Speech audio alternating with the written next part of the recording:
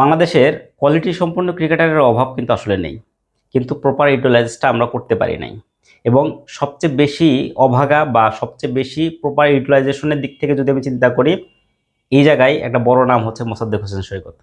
এই মোসাদ্দেক হোসেন সৈকতকে Bangladesh cricket board, BCB বা আমাদের যারা কোচরা কাজ করেন তাকে সঠিক ব্যবহারটা করতে পারে নাই, বিশেষ করে ইন্টারন্যাশনাল সার্কিটে। তার বেস্ট আউটপুট শুধুমাত্র শুধুমাত্র আবাহনীটাই বের করেছে। আবাহনীকে মোসাদ্দেক সৈকত যতটা দিয়েছেন তার 10%ও ন্যাশনাল টিমে দিতে পারেন নাই, বা ন্যাশনাল টিম তার কাছ থেকে আদায় করতে পারে নাই। আমাদের একটা বড় সমস্যার জায়গা হচ্ছে মোসাদ্দেককে নিয়ে। তিনি, আমরা মনে করি, ন্যাশনাল টিম মনে করে বা ন্যাশনাল টিমের টিম ম্যানেজমেন্ট মনে করে তিনি একজন টি-20 স্পেশালিস্ট।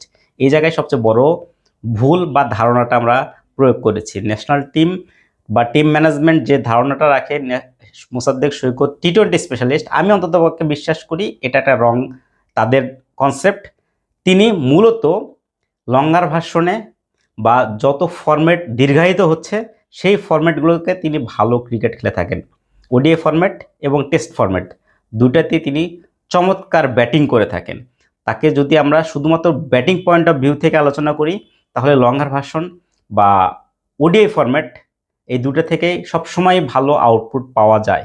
আমরা এই জায়গায় মিস করেছি মোসাদ্দেক সৈকতের কাছ থেকে। মোসাদ্দেক সৈকতের যে বোলিং ডিপার্টমেন্টে যে তার শক্তিটা রয়েছে সেটাকেও আমরা প্রপার ইউটিলাইজ করতে পারি নাই।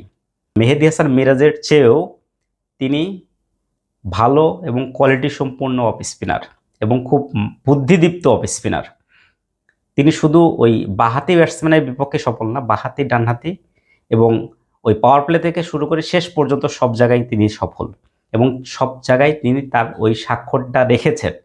তাই আমার কাছে মনে হয় মোসাদ্দেক সৈকতকে আমরা আসলে সত্যিই প্রপার ইউজ করতে পারি নাই, কিন্তু ডোমেস্টিক সার্কিটে তিনি চমৎকার ক্রিকেট খেলেছেন। লাস্ট ঢাকা প্রিমিয়ার লিগে তিনি টুর্নামেন্ট সেরা ক্রিকেটার ছিলেন এবং এনসিএলেও দীর্ঘদিন পরে তিনি খেলার সুযোগ পেয়েছেন, বিসিএলে। এই বিসিএলেও কিন্তু তিনি লাস্ট ম্যাচটিতে চমৎকার একটা ইনিংস খেলেছিলেন, 54 রান করেছিলেন সম্ভবত 24 কি 26 বলে।